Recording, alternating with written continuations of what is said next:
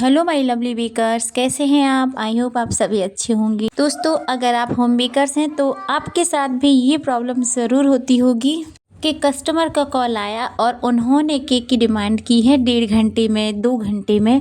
तो ऐसी कंडीशन में आप क्या करते हैं दोस्तों, मुझे कमेंट करके ज़रूर बताइए। क्या आप ऑर्डर कैंसिल कर देते हैं या फिर आप केक बनाते हैं, और केक बनाने में आपको क्या क्या प्रॉब्लम्स होती हैं प्लीज़ मेरे साथ शेयर कीजिए। और दोस्तों, उन्हीं के लिए मैंने ये वीडियो बनाया है। इस वीडियो को देखने के बाद आप भी 1.5 घंटे में एक परफेक्ट केक बनाकर डिलीवर कर सकते हैं। बिल्कुल कर सकते हैं, आपको केक ऑर्डर कैंसिल करने की ज़रूरत नहीं है, क्योंकि होम बेकर्स के लिए केक का ऑर्डर बहुत इंपॉर्टेंट होता है। तो कोशिश करें कि केक का ऑर्डर कैंसिल ना करें। तो दोस्तों, मेरे पास भी एक अर्जेंट ऑर्डर आया। मेरे पास शाम को 4:30 बजे मेरे पास कॉल आया, और वो मेरे एक रेगुलर कस्टमर हैं। रेगुलर उनके यहाँ से मेरे पास ऑर्डर्स आते हैं। एक स्कूल है जो मेरे रेगुलर व्यूवर्स हैं, उनको सबको पता है कि मैं एक स्कूल से जुड़ी हुई हूँ, और वो उनके यहाँ से हफ्ते भर में 1-2 केक के ऑर्डर ज़रूर आते हैं, और बड़े केक के ऑर्डर ही आते हैं। लेकिन वो हमेशा 1 दिन पहले या सुबह मुझे मैसेज कर देते हैं। लेकिन ये बहुत अर्जेंट में उन्होंने मुझे कॉल किया था, और उन्होंने रिक्वेस्ट की थी कि प्लीज़ मुझे ये केक बना दो, नहीं तो फिर मेरा सेलिब्रेशन रुक जाएगा, क्योंकि मैं और कहीं से केक तो लेता ही नहीं हूँ, और आपके ही केक हमारे यहाँ आते हैं। तो दोस्तों, मैंने हाँ तो बोल दिया, लेकिन दोस्तों मैं सोच रही थी मैं 1.5 घंटे में केक बनाऊंगी कैसे, क्योंकि जो हमारे होम बेकर्स हैं उनको सबको पता है कि 30 से 35-40 मिनट में तो केक बेक होता है। उसके बाद 20-25 मिनट उसको ठंडा करने में लग जाता है, क्रीम बीट करनी होती है, फिर उसका क्रम कोटिंग करनी होती है, सेट होने के लिए रखना होता है, आइसिंग करनी होती है, और डेकोरेशन करनी होती है। तो दोस्तों, इन सभी में कम से कम आपको 2-2.5 घंटे आराम से लग जाते हैं। लेकिन अगर 1.5 घंटा आपके पास है तो फिर आप क्या करें। तो बस दोस्तों, मैं आपकी यही प्रॉब्लम सॉल्व करने के लिए आई हूँ इस वीडियो के ज़रिए। तो मैं आपको ट्रिक्स बताती हूँ कि मैंने 1.5 घंटे में किस तरह से केक बनाकर रेडी किया है। सबसे पहले मैंने क्रीम बाहर निकाली फ्रीज़र में से। साथ में मैंने प्रीहीट के लिए गैस पर बर्तन रख दिया, और बैटर बनाकर मैंने केक स्पॉन्ज बनने के लिए रख दिया। और आप ये देख रहे हैं ना, फ्रीज़र में मैंने ये पाइनएप्पल क्रश और पानी का मिक्सचर कूल होने के लिए रखा है, ताकि ये अच्छे से चिल्ड हो जाए। तो दोस्तों, केक बेक करने के लिए तो आप ऐसी कोई ट्रिक नहीं लगा सकते कि वो जल्दी से बेक हो जाए। उसको परफेक्टली बेक होने के लिए प्रॉपर टाइम चाहिए होता है। ठीक है, तो उसको मैंने गैस पर रख दिया था, लेकिन मैंने बिल्कुल स्लो नहीं किया था, मैंने मीडियम स्लो किया था गैस का फ्लेम। ठीक है, और इसके बाद मैंने साथ में यहाँ पर जेल भी बनाना स्टार्ट कर दिया था, कि मुझे यहाँ पर जेल, न्यूट्रल जेल से डेकोरेशन करना था। तो जिस भी मेरे फ्रेंड्स को जेल के बारे में नहीं पता है, इसको न्यूट्रल जेल कहते हैं, और ये केक के डेकोरेशन के लिए काम आती है, ड्रिपिंग करने के लिए, केक को कवर करने के लिए। ये सब इस जेल से हम करते हैं, और इसका स्वाद बहुत मीठा होता है, टेस्ट में बहुत स्वीट होती है। इसमें कोई फ्लेवर नहीं होता, आप फ्लेवर ऐड कर सकते हैं। मैंने यहाँ पर 1 ड्रॉप पाइनएप्पल फ्लेवर का इसमें डाल दिया है, और येलो कलर भी मैंने इसमें ऐड किया है। साथ में मैं कुछ पानी डालूंगी, ताकि इसकी कंसिस्टेंसी थोड़ी सी फ्लोइंग हो सके, जिससे इसको मैं केक पर इसकी ड्रिपिंग करने वाली हूँ। लेकिन दोस्तों, इस तरह का जो इफ़ेक्ट आता है ना, ये पानी पानी जैसा, जेल जैसा, ये मुझे बिल्कुल भी पसंद नहीं है। तो मैं इसके लिए एक ट्रिक लगाती हूँ दोस्तों। इससे जो भी ग्लेज़ बनकर तैयार होता है, बिल्कुल वनीला ग्लेज़ जैसा बनकर तैयार हो जाता है, और उससे ड्रिपिंग करते हैं तो बहुत ही प्यारी लगती हैं, और इसकी ड्रिपिंग मुझे बिल्कुल भी अच्छी नहीं लगती। तो इसके लिए मैं क्या करती हूँ, इसमें मैं 2 ड्रॉप्स वाइट कलर की मिला देती हूँ। ये देखिए, आपके सामने मैंने 2 ड्रॉप मिलाई है वाइट जेल कलर। और अब देखिए इसका कमाल, ये बिल्कुल ग्लेज़ में चेंज हो जाता है, और ये बहुत ही प्यारा लगता है, और एकदम वनीला ग्लेज़ जैसा ही ये दिखता है। तो दोस्तों, आपने नोटिस किया होगा कि मेरे किसी भी केक में न्यूट्रल जेल से ड्रिपिंग नहीं होती है, नहीं करती हूँ मैं। और उसमें अगर मुझे ड्रिपिंग करनी होती तो मैं इस तरह से वनीला ग्लेज़ बना लेती हूँ। ये प्रॉपर वनीला ग्लेज़ नहीं है, लेकिन उसको बनाने की एक जुगाड़ू ट्रिक है। ठीक है, वनीला ग्लेज़ में और न्यूट्रल जेल में थोड़ा डिफरेंस होता है, वो मैं आप कमेंट करेंगे तो मैं ज़रूर बताऊँगी। चलिए दोस्तों, अब मैंने इस केक स्पंज को निकाल लिया है, डिमोल्ड कर लिया है। और दोस्तों, अब मैं आपको बताती हूँ कि इसको मैंने 5 मिनट में 5 से 7 मिनट लगे होंगे मैंने कैसे ठंडा किया। तो दोस्तों एक गरम केक स्पॉन्ज को ठंडा करने के लिए बहुत टाइम लगता है। नेचुरली ये बहुत टाइम लेता है, आधे घंटे से ज़्यादा। लेकिन मैंने क्या किया, एक बड़े बर्तन में पानी डाला, ठंडा पानी, ये चिल्ड पानी नहीं, नॉर्मल वाटर है, और इसमें मैंने इस केक टिन को रख दिया। बहुत ही आपको सावधानी से रखना है, पानी नहीं जाना चाहिए।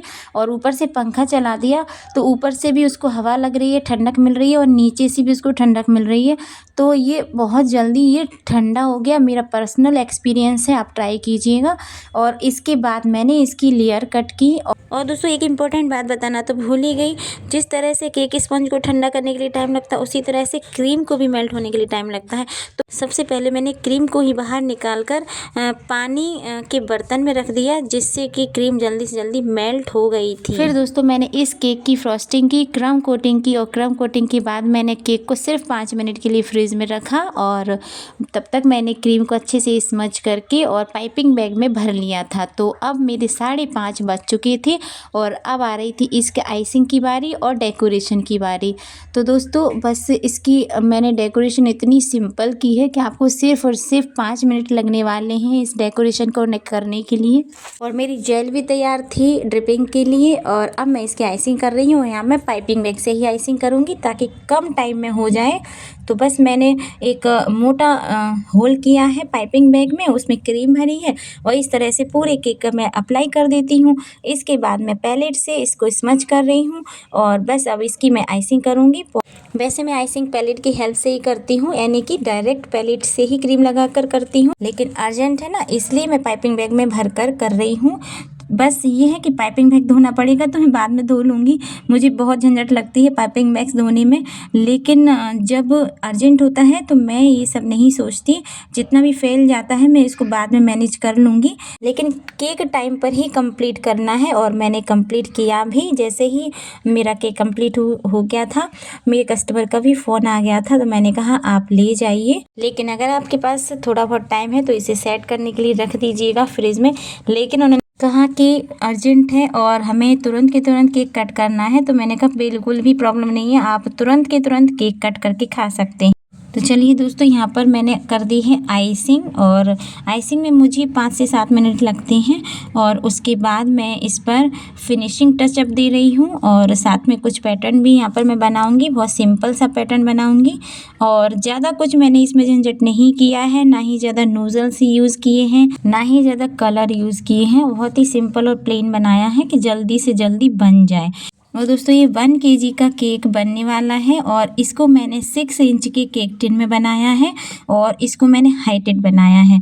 और जो मेरे कस्टमर है उनकी तरफ से कोई रेफरेंस पिक नहीं थी, कोई डिमांड नहीं थी, सिर्फ और सिर्फ पाइनएप्पल केक की डिमांड थी।